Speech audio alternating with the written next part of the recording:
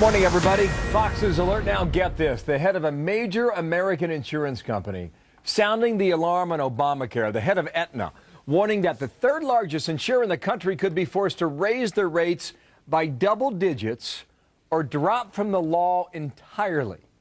And what would that mean?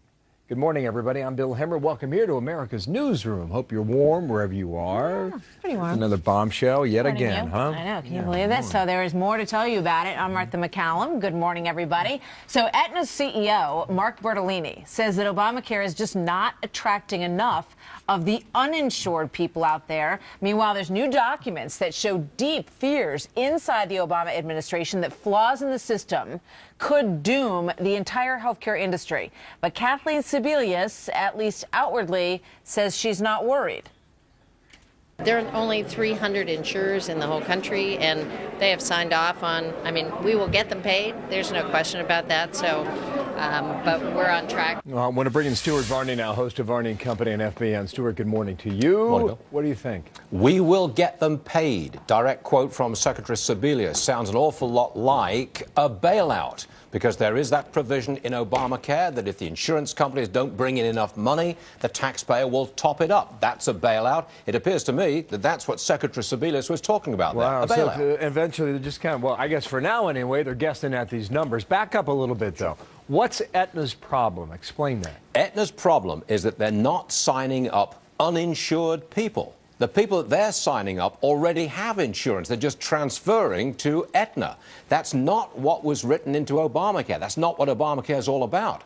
Aetna wants new people signing up. They want young, healthy people signing up. They're not getting them. And they're saying, look, if it goes on like this, we've either got to drop out entirely or we've got to raise our premiums. The point being, that was the income that the insurance companies were looking for by taking on new patients. Right. The uninsured moving to the insured roles. Right. But what is the government admitting to in this report that Jim Engel had last evening? Yeah. That he found in these documents? What's there, Stuart? Okay, directly from Jim Engel on these documents. The back-end problems with the website, quote, put the entire health insurance industry at risk.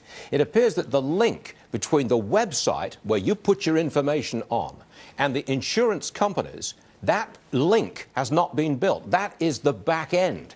And these documents conclude that the entire health reform is at risk. Now, that's dramatic stuff.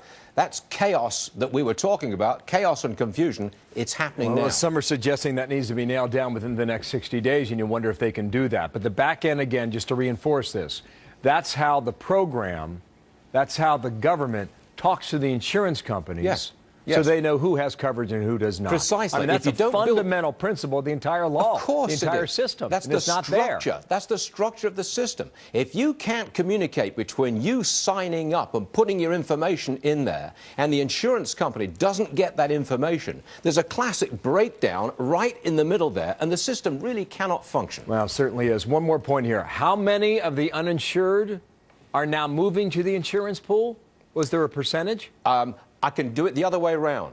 Between 65 and 80% of the people signing up already have insurance. Got it. Okay. That means the new customers that the insurance companies were relying on, they're not coming forward. I saw a figure of 11%, and that's not going to cut it right now. No. When you're talking about 30 to 45 million without insurance. Stuart, thank you. See you at 9:20, okay? Sure.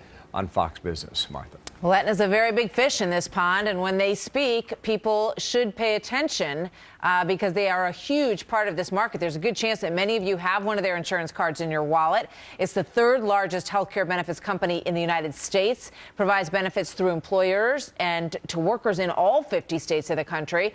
Those health plans covering more than 22 million Americans and carrying more than 600,000 primary care doctors and specialists. Aetna also saying that participation is a problem. As we mentioned there a moment ago with Stuart, the administration saying some 2.2 million Americans signed up before the start of the new year. That is way short of the 7 million the White House wants by the end of March. But more than 6 million Americans also received during this time period cancellation notices for a policy they had.